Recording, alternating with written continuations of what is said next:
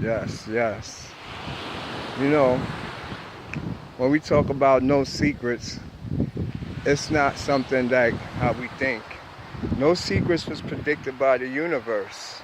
It's the Aquarian age, the calling of the hyena. When they said this time will come, it comes with the seventh race. The seventh root race starts now. And the seventh root race, they'll know them because they don't have no secrets. They can't hold their tongue. And everything with them, not just as an inner perception of reality, but an internal power that they're going to have to internalize themselves and able to heal themselves, able to go places through traveling through other worlds. They'll have great psychic abilities, and they'll be able to change their heart rate at any given time, their brain waves at any given time. They have senses that nobody else really is going to have. It's a new generation. That's called the seventh root race. You know, before I get into that, I want to explain what it is to be a part of the seventh root race, or what it is meaning really. You know, we have races and we have sub-races. You know, I'm not going to speak out of pocket and tell you about races that I never encountered. And I know ours is not the same as the old one. So we will count us as the last precursor to the actual seventh race, or the beginning of the seventh race. I'm putting it on the cusp of one. For you to have a root race, you know, you have to have a certain genetic strand. And so that genetic strand, when it, you know, conceives, it also now have two type of causes to it.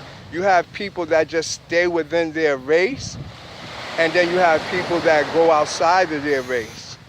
Now, the ones that stay within their race, somehow their race is going to get weaker and weaker and die off, because that's still inbreeding in a whole genetic whole. So as we're souls that came here to evolve, the true nature is to go outside your genetic family to have what's called sub-races.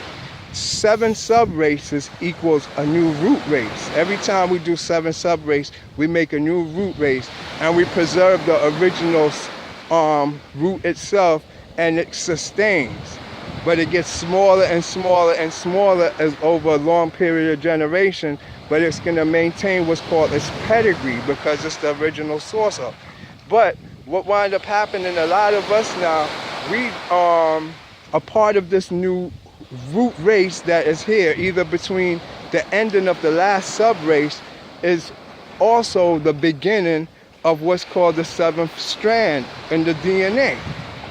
You understand? These is what the root races and the races is about, and it's going to keep going until it gets to, I think, 12 or 15, depends on, I think it's the dimensions, because every race or new race is here to sustain a certain dimensional frequency. It's like we're all cells or capacitors on a great grid, and you need new pieces to come in for the grid to light up more, or for it to produce a certain amount of energy. So that's why the mingling of the races had to take place. Else not, we would have died off or had crazy genetic mutations taking place within the root race. So when you see, like, you know, the different shades of different colors that come, you're talking about migration from, you know, the actual genetic ancestral land. That now is everything, because you're tied to a genetic land. And if you leave that genetic land, you don't have that ancestral right anymore. Your birthright is actually taken away from you, because it's genetically tied to a body of land. You understand? The United States is not a genetic body of land for any human being. They only have fostered creatures and giants at one time, so they're only going to get any type of upgrade from being in that, on that land. For us to upgrade, we would have to leave the United States and go back to an indigenous body of land, which will be any place other than the United States. Anywhere, including Europe, anywhere is indigenous to a body of human beings, except for the United States. You know, I don't know about South America too tough, But I think South America is indigenous too to the Yucatan Peninsula and what we call the Olmecs. The Olmecs is original there, and you can see the same genetic thing happen when it went from the Olmecs to the Toltecs to the Incas to the Mayans, and then they died off. And this, the reason they died off is because they didn't honor the root race, the Olmecs. They actually was a race of people that was actually considering themselves as an individual race. And by them considering themselves individually, they cut themselves off from the umbilical course of the root race, which is cutting off your consciousness, because you only could develop yourself or a civilization to a certain extent of the consciousness of the person or spirit. Once you get to that level, you can't grow no more. And so that's how civilizations falls and empires fall, because they sit too much at that level of consciousness, such as Greeks and the Romans. And another body of consciousness come and evolve past them, and they dominate them and take over. That's how it works. So it's not good to leave your root race to venture out under the sub-race as a culture. You're part of sub-races that creates new root races, but you got to maintain your culture. So when you like African or black, and you actually now embrace your light-skinned self or African American self, you can't just take on a new culture of what's called African American, because you disassociate yourself from your genetic code.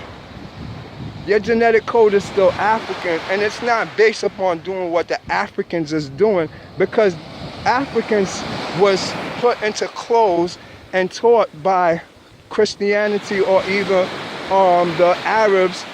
They was actually people who wore very little clothes, just something to cover their private parts. So if you're talking about Africa, you're talking about being naked again, if you want to go back to the genetic culture of Africa.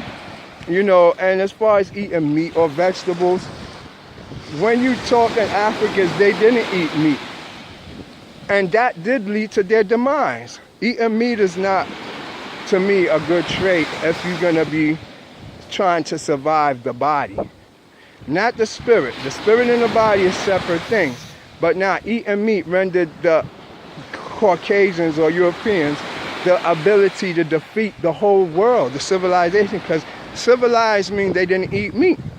But when they came across these meat eaters that had bigger, stronger horses, one man of them was taking out 5, 6 of their men, they was lacking in protein, lacking in adrenaline. What happens is when a person who's a vegetarian get into a situation of fight or flight, he's gonna fold. He gets a real quick burst of energy.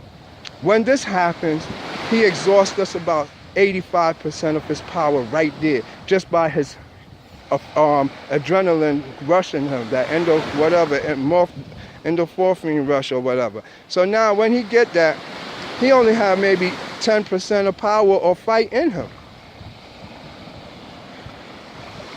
That's a fact. Check it out. Do the research. When you actually don't eat meat, you're not very powerful deep within. You have a little bit of power. You got a lot of stamina, but no deep inner power. And when some pressure is put to you, you're going to exhaust that under the reptilian fight or flight mode, and then you're done. So I don't recommend it. I'm a winner. I don't know. I'm telling you the truth. I read this in mad books. This is not just for me saying it. Why did the Europeans dominate and win? And you will see they had bigger horses, stronger horses, aggressiver, was the meat eater. I'm not saying it's right, but if we're going to live in a competitive world, we have to meet the competitive edge out here. You can't be a zebra in a lion's den. No way. You got to turn and transform into a lion too to survive. Your body and your soul, no, I'm going to not say the body. Take that back. Your soul is only going to want what's best for it. You understand? And so by you not providing the best